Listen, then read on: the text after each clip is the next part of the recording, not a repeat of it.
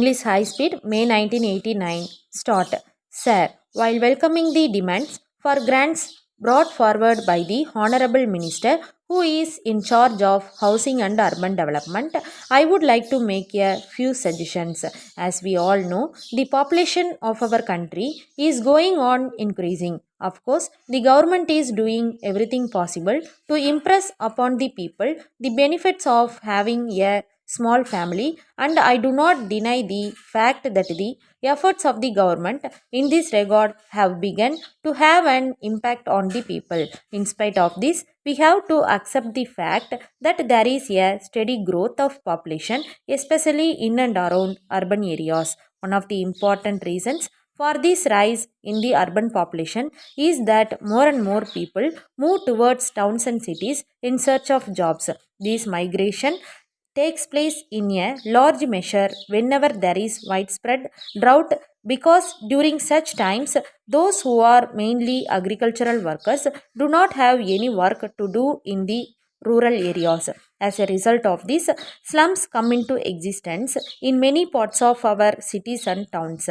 I entirely agree with the view expressed by the honorable member on the other side of the house that the existence of a slum in the central part of a city does not in any way add to the beauty of the city. But at the same time, I would like to stress that we cannot do away with the slums altogether. If we do so, we will have to face very serious social problems, because housing is a basic necessity of the society, next only to food and clothing. In fact, governments all over the world are becoming more and more aware of the fact that the provision of housing to all the people is one of their responsibilities.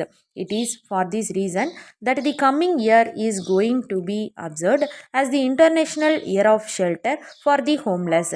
I am of the view that we should not, for any reason whatsoever, lag behind in this vital area of development, especially in view of the fact that we are a large democracy aiming at a rapid rate of growth and also a remarkable development before the turn of the century. Of course, I do agree that it is not possible to provide a house to each and every family in our country within a very short time. But even if we make a small beginning and try to reach the desired objective over a period of time, it will be a step in the right direction. I therefore request the government to draw up a phased program in this regard. The program should be so devised that the main thrust is on providing accommodation to those who live below the poverty line at present. It is very important to take care of these people in the first instance, and therefore the government itself should come forward to build houses for them. I do not think that it will be difficult to find the finance for this purpose, because even now the Housing and Urban Development Corporation is in a position to implement several ambitious housing programs by getting the surplus funds of various public sector undertakings. Sir, apart from the efforts of the government, the private sectors also has taken up house building activity in a very big way, especially in the urban areas. Private agencies take up construction of high rise buildings in the important residential areas in the heart of a city, and in most cases, the flats are sold out even before the building is ready for occupation in all respects.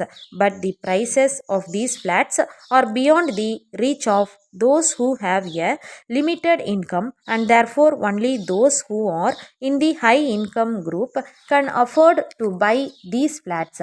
One of the important reasons for this state of affairs is that the cost of urban land has risen by several times in recent years. As a matter of fact, the cost has gone up to such an extent that in these days it is considered wise to put up a building for commercial purposes and make more money rather than putting up a building for residential purposes. So, those who are in the middle income group can think of building their own houses in the suburban areas. With these words, I resume my seat.